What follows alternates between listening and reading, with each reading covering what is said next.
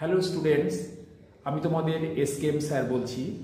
যে সমস্ত ছাত্রছাত্রীরা MDC library and information science নিয়ে পড়াশোনা করছো তাদের উদ্দেশ্যে আমি এই ভিডিওটি তৈরি করলাম। কারণ তোমরা কলেজে ঠিকমতো ক্লাস পাও না বা কারো কারো কলেজে টিচার নেই, সেই ক্ষেত্রে তোমাদের আমার এই ভিডিওটি পরীক্ষার জন্য তৈরি হতে খুব সহযোগিতা করবে। তোমরা মন দিয়ে আমার এই ভিডিওটা দেখবে এবং আমি তোমাদের সিলেবাস ধরে পরপর স্টেপ বাই স্টেপ ভিডিও করে তোমাদের জন্য পাঠাবো।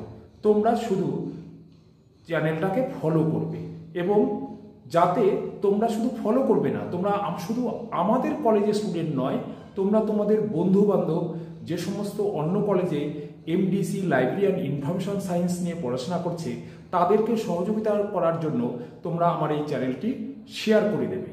এবার আমি বলছি তোমাদের এমডি কোর্সে MDC library and information science কোর্সের সিলেবাসটা কেমন। এখানে টোটাল 45 মার্কস তোমাদের থাকবে, তার মধ্যে রিটেন টেস্ট থাকবে 35, অনলি মাল্টিপল চয়েস কোশ্চেন। সেখানে টোটাল 40 কোশ্চেন থাকবে, তোমাকে 35 কোশ্চেন অ্যাটেন্ড করতে হবে। প্রত্যেক কোশ্চেনের মান হচ্ছে 1 নাম্বার করে। 4টে অপশন থাকবে, তোমরা সঠিক উত্তরটি টিক মেরে দেবে, তাহলেই তোমাদের 35 নাম্বারের পরীক্ষা হলো। বাদবাকি 10 মার্কস দুটো ভাগে ভাগ করা হয়েছে। 5 marks for internal assessment, another 5 for college attendance. তাহলে কি দাঁড়ালো? টোটাল 45। এই ক্ষেত্রে তোমাদের সিলেবাসটা খুব সুন্দরভাবে করে দেওয়া আছে। আমরা যে সমস্ত স্টুডেন্টরা ভবিষ্যতে হায়ার স্টাডি করবো, যে বিষয় নিয়ে পড়ব না কেন, লাইব্রেরি সায়েন্স বিষয়টাকে তোমাদের জানতে হবে। অর্থাৎ fundamentals of library science, fundamentals of library মৌলিক বিষয়, গ্রন্থাগারের মৌলিক ধারণা। তাহলে প্রত্যেকটা স্টুডেন্ট যদি হায়ার স্টাডি করে তাহলে তাদের গ্রন্থাগার কি করে ব্যবহার করতে হয় সেই সম্পর্কে একটা ধারণা তৈরি করতে হবে। তাহলে প্রথমেই আমরা বলবো introduction to academic library resources and services. তাহলে এই একাডেমিক লাইব্রেরি কাকে বলে?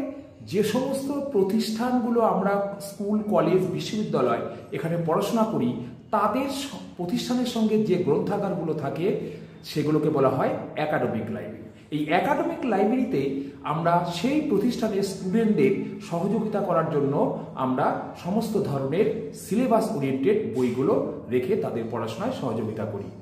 এছাড়া কি থাকবে?